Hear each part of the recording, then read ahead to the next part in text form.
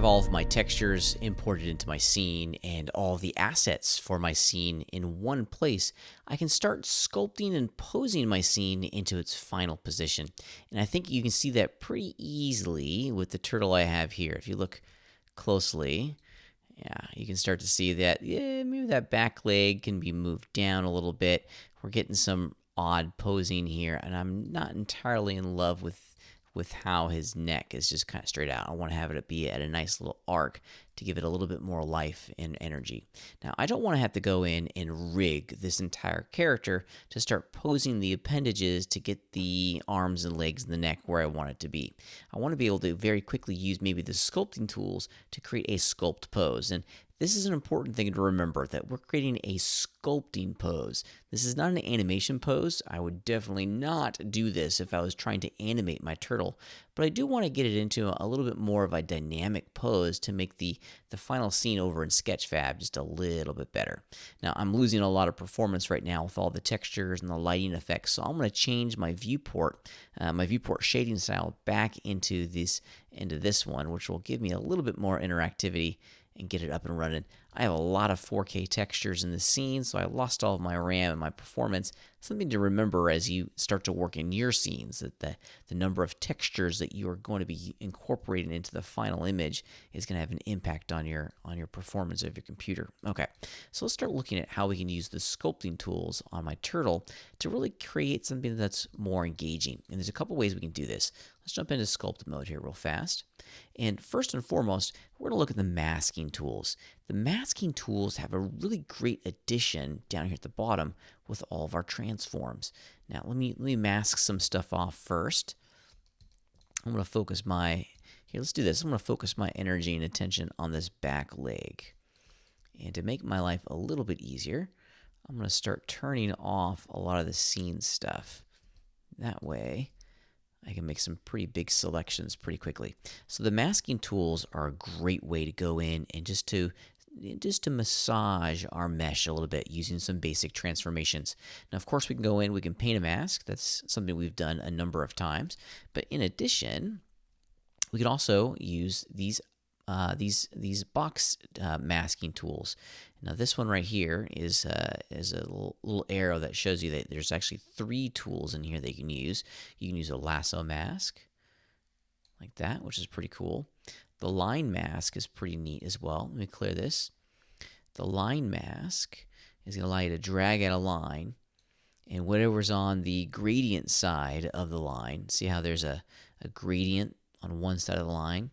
Whatever's on the gradient side of the line is automatically going to be masked, which is pretty cool. So, and of course, we also have just a straight up box mask as well, and that will allow us just to drag out a box. Whatever's in the box is going to be masked out. Okay. Now, I think I want to maybe mask a couple more, something like that. Yeah, I like that. I'm going to soften my mask a little bit too. Let's smooth it out to make it nice and smooth there at the top. That way there's a small little gradient of masking values, which will make a nice soft deformation. With the mask complete, let's fire off our transform tools. Now, these are pretty neat because what they allow us to do is to rotate the object. Ooh, you know what? Let me invert the mask first. Excuse me. There we go. Rotate the object like this, but oosh, that is not so hot. I don't want my transform handles way over here at the center point of the object. That kind of is not helpful at all. But luckily for us, the developers down at Blender have done a great job of understanding how to use these masks in the sculpting workflow. And we can change a couple things by going into our mask pull-down menu. Now, specifically, what we want to look for is under, it's under the sculpt pull-down menu, not the mask pull-down menu, apologies. It's under set pivot.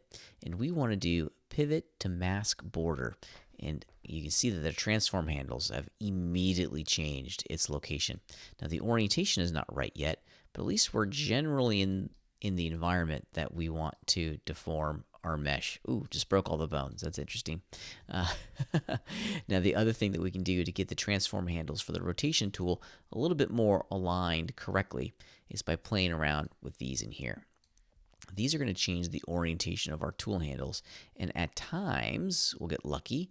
I'm not entirely sure I'm going to get lucky with these first ones, but my go-to is the view.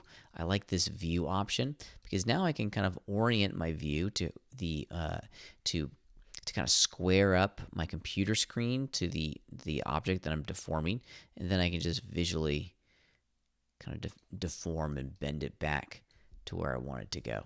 So that's a pretty handy trick.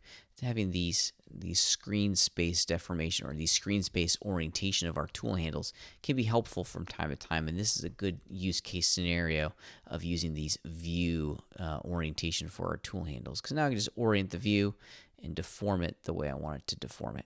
So the masking tools are a great way to go in and do some simple deformations. In addition, let's clear the mask out here real fast. Clear the mask. I'm also going to not use the transformation tools anymore. We're going to look at this tool. This is the pose brush inside of the application, and it's a pretty neat one. The pose brush is a little confusing at first because once you start working with the brush, you'll see these little lines and dots appear inside the frame itself, and it's automatically trying to figure out how to create a series of internal bones that I can deform my character along. Now, it doesn't have enough information in this in the system yet. If you look real carefully, there's a white line that shows up, and often the size of that white line is linked to the size of your brush. That white line kind of reminds us of the hinge, if you will, that this is using to deform our characters. Now, on the surface, that doesn't seem like too much of a useful tool, but if we go in and start looking at some of the tool properties of the sculpting pose brush, there's some really great things in here that we can change. Now, the pose IK segments, this is kind of neat. If I was to bring this up a little bit, yeah, now you can start to see that little line appear. Pretty crazy, right? It's actually making a very long IK chain, and it's trying to do its best to figure out how to deform, whoa, there's the fingers, that's fun, how it can deform my character along that IK chain, which is kind of neat. Now, in this particular moment, that's not serving me too well because I have some discontiguous polygonal islands in the toes that are kind of destroying it. So these pose IK segments is pretty neat, but not the most impactful. However, the last thing that we can do is really work with the face sets. Now, the rotation origin here has some really cool ideas because we can use face sets to determine the boundaries of rotation with this brush. Now, if we were to go into the face set menu, we can assign some face sets. Let's use the face set brush real fast. I want to see if I can do this real quickly. And I want to be somewhat accurate in my face sets. Excuse me, forgot to hold down Control to add more to that face set. There we go. Let's add another face set up here. I'm going to do this pretty fast. Let's turn off the visibility of my shell. There we go. Holding down Control when I click on the inside of an existing face set to continue painting it. I'll make a new one over here. Yeah, there we go. That's a good place to go. Now, with these face sets in tow, check it out. Our pose brush is going to work a little bit differently. Now, keep in mind the rotation origins was not changed to face sets. Let's do it real fast. And now, yeah, check it out. Now we can start to get a little bit more deformation in here. I need an additional face set to serve as a kind of a middle point. Make my brush much smaller. Let's have a face set in here. I needed to have 3. Oops, hold down Control. We have purple, kind of a pink. There we go.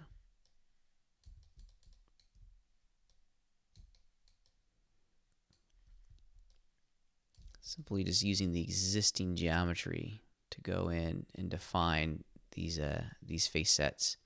It's another wonderful application of this technology, and I like it a lot. It's a way to kind of start to create a simple rig for our character without actually having to rig it. That's a pretty laborious process, and I think our face sets are going to help us out here.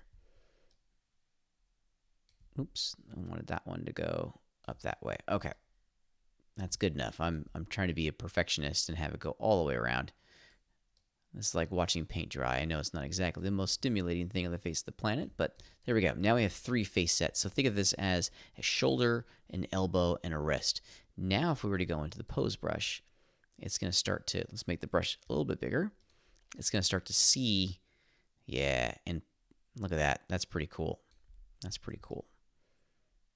Now, with my toes being discontiguous, I'm not necessarily getting the type of deformation I'm after, but the pose brush does an okay job, especially when working with these face sets. Because now we're getting a little bit more of a fluid workflow to go in and deform this. Now, there's nothing that says you can't go in with like the grab brush after the fact and do some, higher level detail sculpting to get your object posed the way you want it to. But these are 2 great ways to very quickly go in and begin to pose your character. We can use the masking tools in combination with all of our transforms, so the move, rotate, and scale. And then we can use the pose brush in conjunction with these cool face sets to create a simple little rig. And I find that really neat. One of the things that I mentioned before, but it's worth mentioning again, is the size of your brush is going to have a big impact on your ability to pose things with this brush.